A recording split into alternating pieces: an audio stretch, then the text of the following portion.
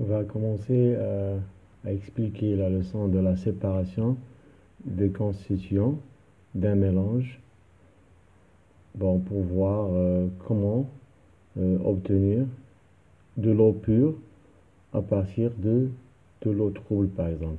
Donc la question qui va se poser, comment obtenir de l'eau pure de l'eau trouble. Donc l'eau trouble, voilà, c'est de l'eau qui représente un mélange, voilà, un mélange qui est hétérogène. Donc c'est un mélange constitué par de l'eau et d'autres corps qui sont solides. On va voir comment les séparer pour avoir,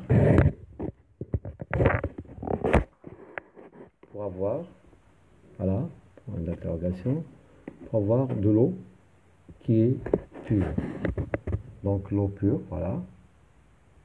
Donc les opérations qu'il faut faire, c'est le but de la leçon. Le grand 1, on va commencer par la séparation des composants du mélange hétérogène, c'est-à-dire l'eau trouble. Donc la première méthode, c'est la décantation. Donc il faut commencer par la décantation. C'est quoi la décantation? Il y a deux types de décantation. La décantation d'un mélange hétérogène qui est constitué par un solide et un liquide. C'est le cas de l'eau trouble. Toujours la même chose, on va prendre de l'eau trouble qui est un mélange hétérogène. Voilà, c'est un mélange qui est hétérogène. Et on va essayer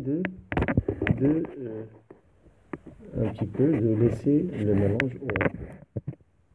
Donc, lorsqu'il reste au repos, les corps solides vont se déposer sur le fond du verre et nous versons le liquide, voilà, le liquide avec précaution dans un tube à essai par exemple.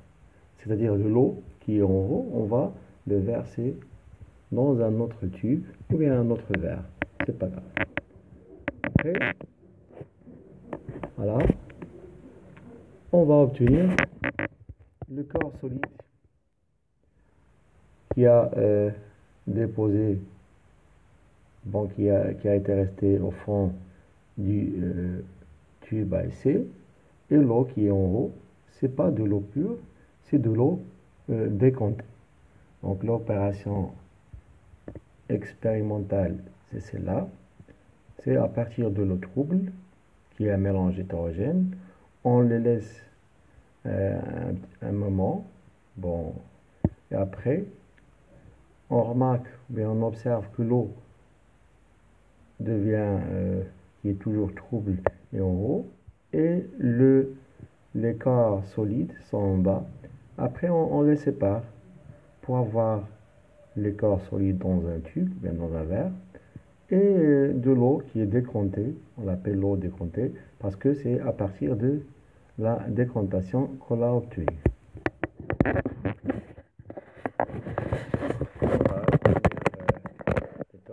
C'est la méthode de décantation. Voyons maintenant. Voilà, les corps solides se déposent en bas du tube à essai et l'eau décomptée, qui est constituée par de l'eau plus des petits objets en suspension, c'est-à-dire qu'ils sont toujours collés avec de l'eau qui reste dans l'eau. C'est pourquoi c'est pas de l'eau pure. Après ça, pour l'activité qu'on va prendre et qu'il faut dessiner dans le cours, c'est à partir de l'eau trouble dans un verre, voilà. Après un moment, on obtient le corps solide, les corps solides qui sont en bas, et de l'eau décomptée qui reste, qui contient des corps de petits corps en suspension. Donc ici, les corps solides restent ici. Pour l'observation, après le repos de l'eau trouble, les corps solides, lourds, se reposent au fond du verre. Cette opération s'appelle la décantation. Donc la décantation, c'est le fait de séparer les corps solides du liquide. Bon, les solides lourds sont séparés du liquide en versant le liquide dans un autre verre. C'est ce qu'on a fait dans l'expérience. Alors, pour la déduction, la décantation est une opération qui nous permet de séparer un objet solide d'un liquide. L'eau obtenue s'appelle l'eau décantée.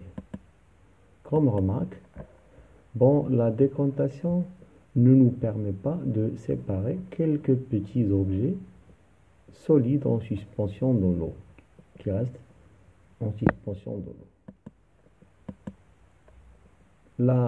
L'eau décantée n'est pas pure.